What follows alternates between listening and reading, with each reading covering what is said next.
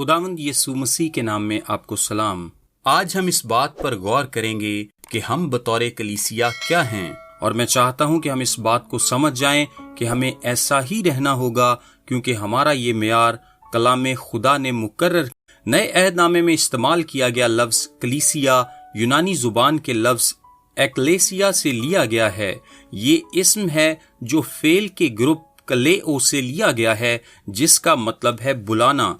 کلیسیا کا مطلب ہے بلائے گئے یا وہ جو اکٹھے بلائے گئے ہوں۔ جیسا کہ رومیوں کے 8ویں باب کی 28ویں آیت کے مطابق خدا کے ارادے کے موافق بلائے گئے، ہمیں بلایا گیا ہے۔ افسیوں 4 باب کی پہلی آیت میں لکھا ہے، پس میں جو خداوند میں قیدی ہوں تم سے التماس کرتا ہوں کہ جس بلاوے سے تم بلائے گئے تھے اس کے لائق چال چلو۔ آپ بلائے ہوئے ہیں کیونکہ آپ کے پاس بلاوا ہے، اور کلیسیا بلائے ہوئے لوگ ہیں۔ ہم بلائے ہوئے لوگوں کی جماعت ہیں۔ لفظ کلیسیا ایک عام اور بہت سادہ سا یونانی لفظ تھا۔ یہ بلائے ہوئے لوگوں کی کوئی سی بھی جماعت ہو سکتی ہے جو کسی بھی کام کے لیے اکٹھے بلائے گئے ہوں۔ مسیحیت میں اس لفظ کو بھرپور معنی ملتے ہیں۔ ہم ایسے خاص لوگوں کی جماعت ہیں جسے خاص طور پر خدا نے اپنے مقاصد کے لیے بلایا ہے۔ ہم کوئی انسانی تنظیم نہیں ہیں جس کی بنیاد چند اچھے لوگوں نے یا نیک نیت لوگوں نے ڈالی ہو۔ ہم کوئی انسانی تنظیم نہیں ہیں جس کی بنیاد روایات پر رکھی گئی ہو، بلکہ ہم تو ایسے خاص لوگوں کی جماعت ہیں جسے خاص طور پر خدا نے اپنے مقاصد کے لیے اکٹھے بلایا ہے۔ لہٰذا ہم یہ کہہ سکتے ہیں کلیسیا خدا کی طرف سے بلائے ہوئے لوگوں کی ایک جماعت ہے۔ ہم ان لوگوں کی جماعت ہیں جنہیں خدا نے بلایا ہے۔ اس کا مطلب یہ ہوا کہ کلیسیا کی اصل شناخت اس کے الہی مقصد سے ہوتی ہے۔ خدا ہمیں بلا رہا ہے۔ خدا نے ہمیں اپنے الہی بلاوے کے ذریعے سے وجود بخشا ہے، لہٰذا کلیسیا خدا کی طرف سے بلائے ہوئے لوگوں کی ایک جماعت ہے۔ ہماری راہیں اور ہماری منزل خدا کی طرف سے متعین ہیں۔ ہمارے ممبران خدا کے چنے ہوئے لوگ ہیں۔ ہمارے مقاصد خدا کی طرف سے وضع کیے گئے ہیں۔ ہماری خدمتیں خدا کی طرف سے وضع کی گئی ہیں۔ ہم خدا کے بلائے ہوئے لوگوں کی ایسی جماعت ہیں جنہیں خدا کے مقاصد کے لیے جمع کیا گیا ہے۔ اسی سبب سے تو اس جماعت کو بارہا کلیسیا کے طور پر شناخت کیا جاتا ہے، اور آپ کو لفظ کلیسیا کو بلائے ہوئے لوگوں کی جماعت کے طور پر جاننے اور سمجھنے کی ضرورت ہے۔ اور جیسا کہ میں نے افسیوں 4 باب کی پہلی آیت کا حوالہ دے کر بتایا تھا کہ ہم اس لیے بلائے ہوئے ہیں کیونکہ ہمارے پاس بلاوا ہے، 4 آیت میں وہ دوبارہ ہمارے بلاوے کی بات کرتا ہے۔ نئے عہد نامے کے متعدد حوالہ جات اس بات کی تصدیق کرتے ہیں کہ ہمیں خدا نے بلایا اور جمع کیا ہے۔ آپ کو خدا نے بلایا اور اکٹھا کیا ہے۔ رومیوں کے 1 باب کی 6 آیت میں لکھا ہے، جن میں سے تم بھی یسوع مسیح کے ہونے کے لیے بلائے گئے ہو، ان سب کے نام جو روما میں خدا کے پیارے ہیں اور مقدس ہونے کے لیے بلائے گئے ہیں۔ آپ ان حوالہ جات میں بھی اس سے متعلق پڑھ سکتے ہیں۔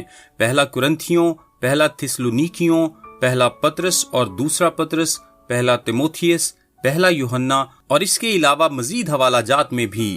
حتیٰ کہ عبرانیوں کے 30 باب کی پہلی آیت میں ہمارے آسمانی بلاوے سے متعلق بیان کیا گیا ہے۔ آسمان دراصل خدا کے مترادف کے طور پر استعمال ہوا ہے۔ ہمیں خدا نے بلایا ہے۔ ہمیں یہ بات سمجھنے کی ضرورت ہے کہ ہمیں خدا نے وجود بخشا ہے۔ ہم ایسے لوگوں کی جماعت ہیں جنہیں آسمانی احکام کے ذریعے جمع کیا گیا ہے۔ ہم خدا کے ہاتھ کی کاریگری ہیں جو اسی کے مقاصد کے لیے وقف ہیں۔ کلیسیا کسی مذہبی عقل مند شخص کی اختراع نہیں، اور نہ ہی اس کی کاوشوں کا اظہار ہے۔ کلیسیا کسی شخص کی قائل کر لینے والی تقریر کا نتیجہ نہیں ہے۔ یہ مؤثر اور متحرک قیادت کا نتیجہ نہیں ہے۔ یہ ان گنت پروگراموں کا حاصل کردہ نتیجہ نہیں ہے۔ یہ کسی طرح کی ذہانت کا نتیجہ نہیں ہے۔ کلیسیا خدا کا کام ہے۔ ایسی کلیسیا کی رہنمائی کبھی بھی انسانوں نے نہیں کی، بلکہ انسانوں نے صرف اس کی خدمت کی ہے۔ پاسبان اس کے رہنما نہیں ہوتے، بلکہ اس کے خدمت گزار ہوتے ہیں۔ کلیسیا کی رہنمائی ہمیشہ سے خدا نے ہی خداوند یسوع مسیح کی خداوندیت میں کی ہے، اور روح القدس ان لوگوں میں سے ہو کر درمیانی کا کردار ادا کرتا ہے جو کلیسیا کے خدمت گزار ہوتے ہیں، وہ مرد ہوں یا خواتین، یہ ہماری کلیسیا نہیں ہے اور نہ ہی یہ میری کلیسیا ہے، یہ بزرگوں کی کلیسیا نہیں ہے۔ میں آپ کو بتانا چاہتا ہوں کہ یہ آپ کی بھی کلیسیا نہیں ہے، یہ مسیح کی کلیسیا ہے۔ مسیح نے اسے مخصوص کیا، تعمیر کیا اور وہی اس کی رہنمائی بھی کرتا ہے۔ ہمیں تو بس اس میں شمولیت کا بلاوا دیا گیا ہے اور بلاوا دینے والا خدا ہے، اور یہ اس بات کی وضاحت کرتی ہے کہ تمام بھلائی، تمام برکتیں، تمام تر کامیابیاں، ساری طاقت اور تمام تر چیزیں جو ہم نے روحانی فراوانی کی بدولت دیکھی ہیں، وہ سب خدا کی طرف سے آتی ہیں۔ رفاقت رکھنے میں ہماری کمزوری اور کلیسیا میں ہماری ناکامیاں دراصل ہماری بشریت کی نشانیاں ہیں۔ جہاں آپ کو ہماری کمزوریاں اور ناکامیاں نظر آئیں، وہاں سبب ہمیشہ مردوں اور عورتوں کی دخل اندازی ہوگا۔ ہم اپنی وجہ سے ناکام ہوتے ہیں، نہ کہ اس کی وجہ سے، اور ہم اس کی وجہ سے کامیاب ہوتے ہیں، نہ کہ اپنی وجہ سے۔ کلیسیا کا صرف ایک بڑا مقصد ہے، اور وہ یہ کہ خدا کو اپنا کام کرنے دے اور بطور کلیسیا اپنی شناخت کو قائم رکھے۔ ہم معاشرے کو اجازت نہیں دیں گے کہ وہ ہمیں بتائے کہ ہمیں کیا کرنا ہے۔ ہم وہی بنیں گے جو خدا چاہتا ہے کہ ہم بنیں، نہ اس سے کم اور نہ اس سے زیادہ۔ ہم کلیسیا ہیں۔ مجھے ان تنظیموں کو کلیسیا ماننے میں دقت محسوس ہوتی ہے جو خدا کو کلیسیا کی تعمیر اس کے مقصد کے تحت کرنے نہیں دیتے۔ یہ پیغام ابھی جاری ہے۔ میرا نام اب ہم کلیسیا کو تعریف کے اعتبار سے سمجھنے کے لیے افسیوں پہلے باب پر غور کریں گے۔ یونانی زبان کے اصل متن میں افسیوں پہلے باب کی 3 سے 14 آیات ایک ہی لمبا جملہ ہیں، گو کہ انگریزی اور دوسری زبانوں کے ترجمہ کرنے والوں نے اس لمبے جملے میں کہیں کہیں وقفے کا نشان لگایا ہے۔ دراصل یونانی زبان میں تیسری آیت سے یہ ایک لمبے جملے کی طرح شروع ہو کر 14ویں آیت کے آخر تک چلتا ہے، اور کلیسیا کی حقیقی تعریف کو فکرے سے فکرہ ملا کر بیان کرتا ہے۔ ہم تیسری آیت سے 14ویں آیت پر غور کریں گے اور دیکھیں گے کہ یہاں کلیسیا سے کیا مراد ہے، اور بطور کلیسیا ہم سے متعلق یہ حوالہ کیا بیان کرتا ہے۔ اب یہ بہت ضروری ہے کہ آپ اپنے ذہن میں لفظ کلیسیا کو بلائے ہوئے کے طور پر یاد رکھیں۔ ہمیں خدا نے بلایا ہے، ہمیں خدا نے مقرر کیا ہے۔ ہم ایسے لوگوں کی جماعت ہیں جسے خدا نے الہی مافوق الفطرت قوت کے ذریعے سے نجات بخش کام کے وسیلے سے اکٹھا کیا ہے۔ اب ہم اس حوالے سے مختلف نکات سے کلیسیا کو سمجھنے کی کوشش کریں گے۔ آئیے سب سے پہلے کلیسیا کے انتخاب یا چناؤ کے بارے میں غور کرتے ہیں۔ تیسری آیت میں لکھا ہے، ہمارے خداوند یسوع مسیح کے خدا اور باپ کی حمد ہو، جس نے ہم کو مسیح میں آسمانی مقاموں پر ہر طرح کی روحانی برکت بخشی، چنانچہ اس نے ہم کو بنائے عالم سے پیشتر اس میں چن لیا تاکہ ہم اس کے نزدیک محبت میں پاک اور بے عیب ہوں۔ ہم پہلے سے بلائے گئے ہیں۔ بلائے ہوئے لوگوں کی اس جماعت کو خدا نے بنائے عالم سے پیشتر ہی چن لیا تھا۔ ظاہر ہے کہ اصل بلاوا تو اپنے مقررہ وقت پر ہی آیا، لیکن اس بلاوے کا منصوبہ تو گزشتہ ابدیت میں کیا جا چکا تھا۔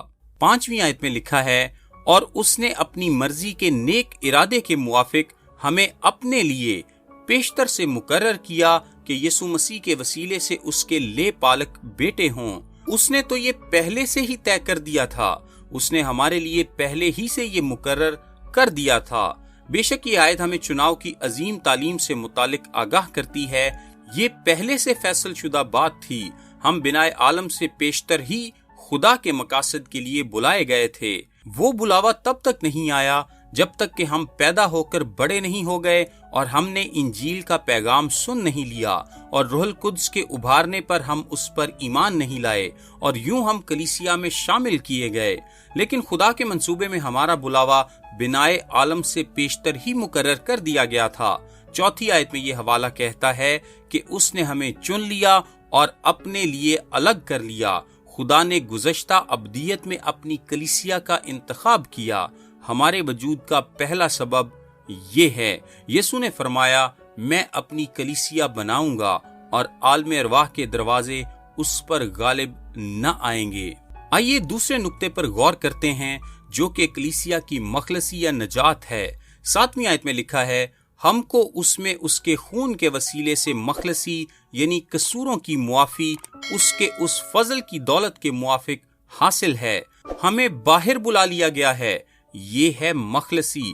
ہمیں تاریکیوں میں سے باہر بلا لیا گیا ہے، ہمیں گناہ میں سے باہر بلا لیا گیا ہے، ہمیں موت اور جہنم سے باہر بلا لیا گیا ہے۔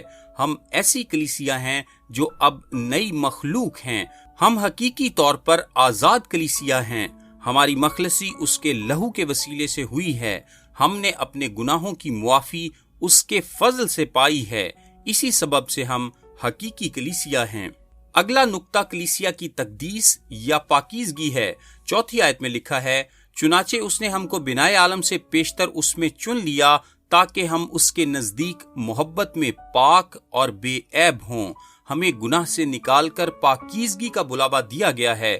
یہاں پر کارگر لفظ ہے پاک اور بے عیب۔ ہمیں گناہ سے الگ ہونے کے لیے بلایا گیا ہے۔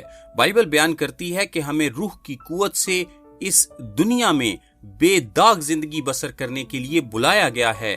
ہمیں برگزیدہ کیا گیا ہے اور گناہ کے اندھیروں سے باہر بلا لیا گیا ہے۔ ہمیں ناپاکی سے باہر بلا لیا گیا ہے۔ ہمیں اپنی زندگی سے اس پاکیزگی کا اظہار کرنا ہے۔ ہمارا گناہ کے ساتھ سمجھوتا نہ کرنے کا رویہ لوگوں کو پاکیزگی کی طرف مائل کرتا ہے، اور چونکہ ہم بلائے ہوئے لوگ ہیں جنہیں تاریکی میں سے باہر بلا لیا گیا ہے، گناہ میں سے باہر بلا لیا گیا ہے، اس لیے یہ ناگزیر ہے کہ ہم اپنے ارد گرد کی دنیا کے گناہوں سے ہرگز سمجھوتا نہ کریں۔ آپ ایک طرف خدا کو سربلند کرتے ہیں اور دوسری طرف دنیاوی طرز کو رد کرتے ہیں۔ ہمارا اگلا نقطہ ہے کلیسیا کی شناخت۔ 4 آیت میں لکھا ہے، چنانچہ اس نے ہم کو بنائے عالم سے پیشتر اس میں چن لیا۔ 5ویں آیت یوں بیان کرتی ہے، اس نے اپنی مرضی کے نیک ارادے کے موافق ہمیں اپنے لیے پیشتر سے مقرر کیا کہ یسوع مسیح کے وسیلے سے اس کے لے پالک بیٹے ہوں۔ ایک بار پھر ہم دیکھتے ہیں کہ ہمیں یسوع مسیح میں لے پالک بیٹوں کے طور پر اپنایا گیا ہے۔ 6 آیت میں لکھا ہے، جو ہمیں اس عزیز میں مفت بخشا۔ یہ ایک عظیم جملہ ہے۔ یہاں ہمیں مسیح میں اپنی شناخت نظر آتی ہے۔ ہم مسیح میں ہیں۔ خدا نے ہمیں مسیح میں اپنے لے پالک بیٹے بنایا ہے اور ہم پر فضل کیا گیا ہے، کیونکہ 6 آیت کے مطابق ہم اس عزیز میں ہیں۔ ہم یہاں پر کیا سیکھتے ہیں؟ یہاں پر سیکھنے کو بہت کچھ ہے۔ پہلی بات تو یہ کہ ہمیں خدا میں ایک طاقتور شناخت حاصل ہے، کیونکہ ہم خدا کے بیٹے ہیں۔ یہ ایک گہرا رشتہ ہے۔ ہم خدا کے بچے، اس کے بیٹے ہیں، اور اسی سبب سے ہمیں اپنا چال چلن اور کردار بھی ایسا رکھنا ہے جیسا خدا کے فرزندوں کا ہونا چاہیے۔ افسیوں 5ویں باب کی 1 آیت میں لکھا ہے، پس عزیز فرزندوں کی طرح خدا کی مانند بنو۔ اگر آپ خدا کے فرزند ہیں تو پھر اپنا چال چلن بھی اس کے موافق رکھیے۔ ہم خدا کے فرزند ہیں، ہم اس کی فطرت رکھتے ہیں، ہم اس کا نام رکھتے ہیں، اور ہمیں بلایا گیا ہے کہ ہم اس کے ساتھ گہری محبت کا رشتہ استوار کریں۔ 1 کرنتھیوں 6 باب 17 آیت کے مطابق ہم حقیقی طور پر مسیح کے ساتھ ایک ہیں۔ لکھا ہے، اور جو خداوند کی صحبت میں رہتا ہے وہ اس کے ساتھ ایک روح ہوتا ہے۔ ہم مسیح یسوع کے ساتھ ایک ہیں۔ ہم بلائے گئے ہیں کہ مسیح اور خدا کے ساتھ ایک ہوں۔ روح القدس نے ہمیں اپنا مقدس بنا لیا ہے۔ یہ ہماری شناخت ہے۔ ہم مسیح کے ہیں، ہم خدا کے ہیں۔ ہمارا بدن روح القدس کا مقدس ہے۔ مسیح اپنے روح کے ذریعے ہم میں سکونت رکھتا ہے۔ خدا ہم میں بستا ہے۔ جب ہم مسیحیت کی تعلیم دیتے یا اس سے متعلق بات کرتے ہیں تو ہم کسی عام عقیدے کی قبولیت کی بات نہیں کرتے، بلکہ ہم زندہ خدا کے ساتھ محبت کے گہرے رشتے کی بات کرتے ہیں جو ہمیں روزمرہ کی زندگی میں اس کے ساتھ جوڑے رکھتی ہے تاکہ ہم اس کے تمام الہی وسائل کے حصے دار بن سکیں۔ ہماری شناخت مسیح اور خدا ہیں۔ ہماری ساری شناخت، ہماری ساری زندگی ابدی خدا کے ساتھ جڑی ہے۔ یہ پیغام۔ آئیے ایک اور نقطے پر غور کرتے ہیں، اور وہ ہے کلام مقدس۔ 8ویں آیت اس کے جلال کی دولت کا ذکر کرتی ہے۔ 7ویں آیت میں لکھا ہے، جسے اس نے ہم پر کثرت سے نازل کیا، اور پھر 9ویں آیت میں لکھا ہے، چنانچہ اس نے اپنی مرضی کے بھید کو اپنے اس نیک ارادے کے موافق ہم پر ظاہر کیا جسے اپنے آپ میں ٹھہرا لیا تھا۔ آپ پوچھ سکتے ہیں کہ خدا نے کہاں اپنی مرضی کے بھید کو ظاہر کیا ہے؟ اس نے کلام مقدس میں اپنی مرضی کے بھید کو ظاہر کیا ہے۔ خدا کے ساتھ ہمارا رشتہ اختیار کا رشتہ ہے۔ ہم خدا کے اختیار میں ہیں۔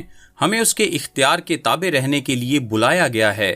ہر طرح کی حکمت اور دانائی خدا کو حاصل ہے اور وہی اس کی نیک مرضی کے مطابق ہمیں عطا کی گئی ہے، اور بے شک اس کا ذریعہ کلام مقدس ہے۔ مکاشفے کا واحد ذریعہ کلام مقدس ہے۔ خدا کی حکمت اور اس کا فضل ہم پر کثرت سے ہوا ہے۔ اس کا مطلب ہے چھلکنا یا لبریز ہونا۔ اس نے ہم پر اپنی برکتیں شاہانہ انداز میں انڈیلی ہیں، اور ہمارے پاس اس کی برکتوں کی ریل پیل ہے۔ اس نے اپنا فضل ہم پر نچھاور کیا ہے۔ اس نے اپنی حکمت اور اپنی دانائی ہم پر نچھاور کی ہے، اور یہ سب ہم کو کلام مقدس کے وسیلے سے میسر آیا ہے۔ کلام مقدس کے وسیلے سے ہم خدا کی سوچ اور مرضی کو جانتے اور سمجھتے ہیں۔ آئیے اگلے نقطے پر غور کرتے ہیں، اور وہ ہے مسیح میں اتحاد۔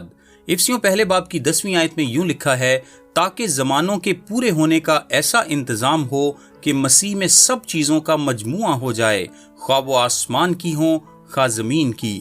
یہاں وہ کہنا یہ چاہتا ہے کہ اخیر زمانے میں خدا سب چیزوں کو مسیح میں یکجا کر دے گا، سب چیزیں مسیح میں ایک ہو جائیں گی۔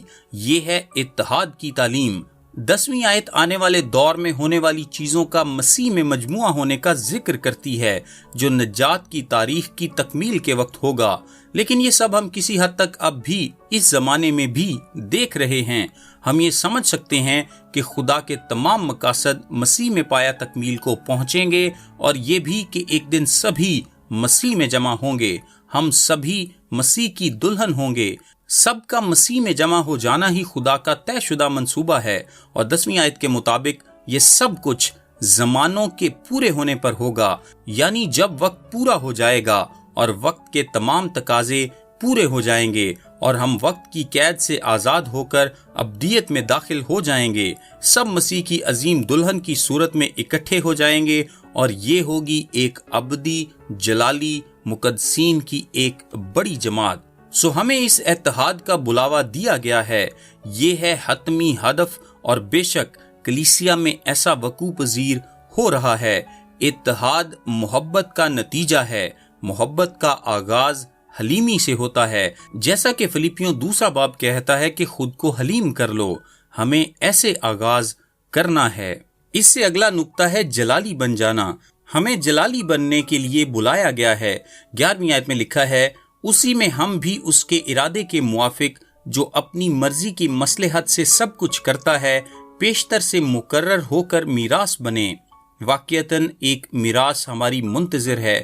12ویں آیت سے لکھا ہے، تاکہ ہم جو پہلے سے مسیح کی امید میں تھے اس کے جلال کی ستائش کا باعث ہوں، اور اسی میں تم پر بھی جب تم نے کلام حق کو سنا جو تمہاری نجات کی خوشخبری ہے، اور اس پر ایمان لائے، پاک معودہ روح کی مہر لگی، وہی خدا کی ملکیت کی مخلصی کے لیے ہماری میراث کا بیانہ ہے، تاکہ اس کے جلال کی ستائش ہو۔ آپ کو نجات اس لیے عطا کی گئی تاکہ اس کے جلال کی ستائش کا سبب بنے، اور اس کے ابدی جلال کا منصوبہ پایہ تکمیل کو پہنچے، اور یہ ایک بڑا مقصد ہے۔ چونکہ ابدیت میں ایسا ہی ہوگا، لہٰذا اب بھی ایسا ہی ہونا چاہیے۔ ہمیں اس کے جلال کے شایان شان زندگی بسر کرنا ہے۔ ہم جو بھی کریں، کھائیں یا پئیں، وہ سب خدا کے جلال کے لیے ہونا چاہیے۔ یہی ہماری پہچان ہے، اور یہی ہمیں کرنا ہے، اور یہی ہمارے وجود کا مقصد ہے، اس کے جلال کے لیے۔ آئیے آخری نقطے پر غور کرتے ہیں، اور وہ ہے خوشخبری کے کلام کی منادی۔ میں یہاں پر 13ویں آیت کو شامل کرنا چاہوں گا۔ یہاں لکھا ہے، اور اسی میں تم پر بھی جب تم نے کلام حق کو سنا جو تمہاری نجات کی خوشخبری ہے، اور اس پر ایمان لائے، پاک معودہ روح کی مہر لگی۔ ہمیں بھی ایک کام کرنے کے لیے بلایا گیا ہے، اور وہ ہے خوشخبری سنانا۔ ہم ایمان اسی لیے لائے ہیں کیونکہ کسی نے ہمیں خوشخبری کا پیغام سنایا تھا۔ ایمان سچائی کو سننے سے پیدا ہوتا ہے۔ جب تک ہم اس دنیا میں زندہ ہیں، ہم پر یہ فرض ہے کہ ہم سچائی کا پیغام سناتے رہیں، یعنی 13ویں آیت کے مطابق نجات کی خوشخبری سناتے رہیں تاکہ لوگ سنیں اور ایمان لائیں۔ ہم بلائے ہوئے لوگ ہیں اور یہ کام ہمارا بلاوا ہے۔ یہ کلیسیا ہے۔ ہر چیز جو اس سے کم ہے خدا کے الہی مقصد کے معیار سے کم تر ہے۔ کلیسیا کے مستقبل کا انحصار اس بات پر نہیں کہ معاشرہ کیسا ہے یا کیا کرتا ہے، بلکہ اس بات پر ہے کہ کلیسیا کیا کرتی ہے۔ اگر کلیسیا اپنے بلاوے کے کسی ایک عنصر کو بھی ترک کرتی ہے، اگر کلیسیا کبھی اس بات کو یاد رکھنے میں ناکام رہتی ہے کہ ہمیں خدا نے چنا اور تعمیر کر رہا ہے، اور اگر کلیسیا اس بات میں ناکام رہتی ہے کہ بچائے ہوئے لوگوں کی جماعت کو قائم رکھ سکے، اور اگر کلیسیا پاکیزگی کو قائم رکھنے میں ناکام رہتی ہے، اور اگر یہ مسیح کے ساتھ گہری محبت کا رشتہ رکھنے میں ناکام رہتی ہے اور خدا کی تابعداری کرنے اور یہ ماننے سے قاصر رہتی ہے کہ خدا کا کلام ہی حتمی اور با اختیار ہے، اور اگر ایک دوسرے کے ساتھ حلیمی اور محبت سے پیش آنے میں ناکام رہتی ہے اور خدا کے جلال کے شایان شان زندگی بسر نہیں کرتی اور اس کی انجیل کی منادی کرنے میں ناکام رہتی ہے، تو یہ ایسی کلیسیا ہوگی جو اپنے بلاوے کو پورا کرنے میں ناکام ہے۔ میرا نام تابش قاضی ہے اور یہ میسج آپ کو ڈیلی ورسز کی جانب سے بھیجا گیا ہے۔ سوموار سے جمعہ اپنے واٹس ایپ پر بائبل کی آیات اور ان کی وضاحت انگلش، اردو اور آڈیو میں حاصل کرنے کے لیے ابھی اپنا نام اور شہر کا نام لکھ کر 0333 80 20 972 973 یا پھر 974 پر واٹس ایپ میسج کریں۔ خدا آپ سب کو برکت دے۔